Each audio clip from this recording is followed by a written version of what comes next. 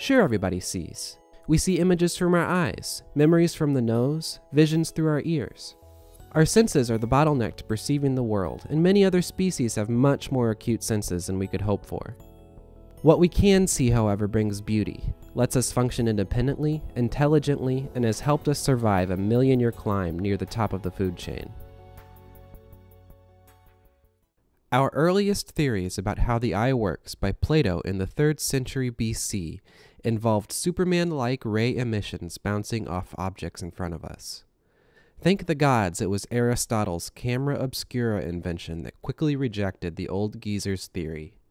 Since then, millions of schoolchildren have learned and forgotten how the eye really works. The human eye channels light and images to the retina, an array of millions of light-sensitive cells. There are 2 types of these cells: rods, which detect red, blue, and green light, and cones, which detect light and dark environments. Those cells actually convert the light rays into electrical impulses, which pass through the optic nerves into the brain in the occipital lobe, that is then processes or converts those electronic images into what we perceive as sight or vision. Many of the color-sensitive cone cells are situated in the middle of the retina to give us a higher acuity during daytime environments. This pushes the rod cells from the center, making it hard to look directly at very dim objects when it's dark. That's why you must sometimes look to the side to see a very dim star at night. We've come a long way from our ancestral relatives. The first evidence of light-sensitive organs hail from the Cambrian explosion, a rapid burst of evolution 530 million years ago. Light-sensitive eye spots on single-celled organisms could sense day and night, helping creatures stay out of harm's way, but that was it. This type of eye still survives today in many bacteria and notably in snails. Another few 100 million years later, the ultra-complex light-sensitive organs like ours and other predatorial species began to take shape. The human eye is more complex and capable than the best video equipment available today. It's the eye, however, that helps to shine the way to more powerful imaging technologies. So yeah, we're pretty awesome. We should feel lucky to have been born into such privilege. But for you, it's probably not enough just to be thankful. So open your eyes and sound-sensitive organs, and let's spend the next 5 minutes and 37 seconds answering, why do we see? A little awkward. Did I say J. Todd again already? Do I need to say that? Right. Most of my work now is very saturated, very vividly colored. Most of my fine art is oversaturated with everything that's in the palette. Seeing in color, I think that the fact that the majority of people wearing glasses, I think that there is an importance in seeing. You know, there's always that fact that once you lose your sight, your hearing, your sense of smell, taste, all become more aware, more acute. I think that we do place a heavy emphasis on sight, and then therefore, once our sight starts waning, that we go to turn to glasses to correct that.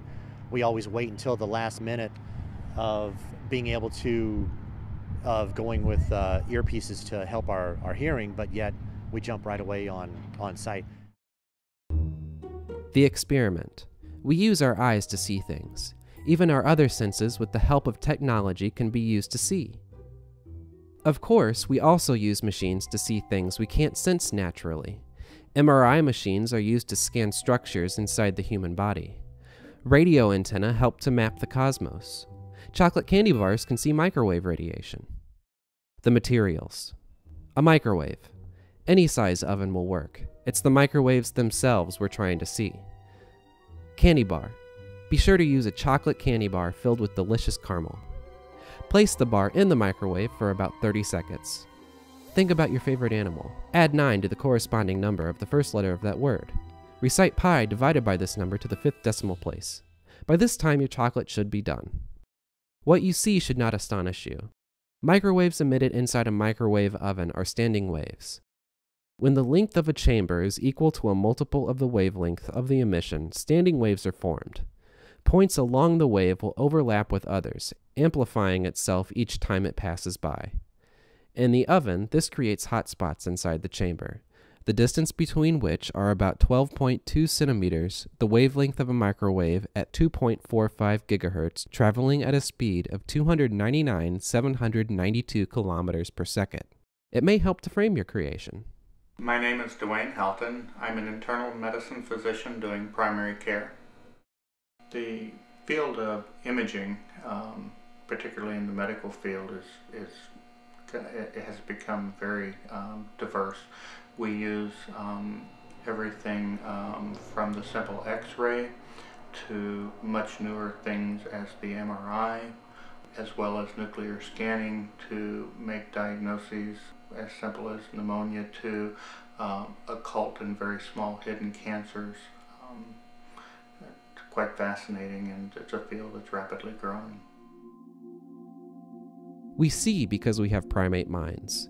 Primate minds need sight to hunt and survive. We are hunter-gatherers by nature. Our brain needs to be stimulated visually to sate this carnal desire. Today, we sometimes take this to the extreme. Sight may seem like an accident on account of all the different types and capabilities of eyes across so many species. What is unique about humans, however, is that it has helped us create great art, civilizing us, helping us invent new technologies that allow many of us to skimp a bit on the manual labor and work on self-actualization, helping to advance the human species in new ways we were not specifically evolved to do. Without sight, it would be quite hard to negotiate our world. Obviously, it's important for most of us. Most of us could not do our job without sight. In my case, sight is paramount in being able to assess and diagnose from the initial impression of the patient as to whether or not they're ill, mildly, moderately ill, or severely ill, to actually being able to, in the case of skin lesions, skin cancers, rashes, I would not be able to begin to diagnose without being able to see the condition. And we tend to follow things that we think is beautiful and look away from ugly. Although I guess nobody can turn away from a train wreck for some reason, but we see because we rely on sight and less on smell and touch and feel. We see because we like to, and we buy our glasses because we want to see better. We want to see clearer. We want to see with more visual clarity. So we see because we want to, we need to, we have to, and we want to see everything that there is. Intelligence is really the culprit here. That, along with our senses and our other physical advantages, have gotten us to where we are today. And in the end, our capabilities may simply not be enough to go any farther, but that hasn't been enough to stop us yet. The future is a long way to see, but we have the eyes for it.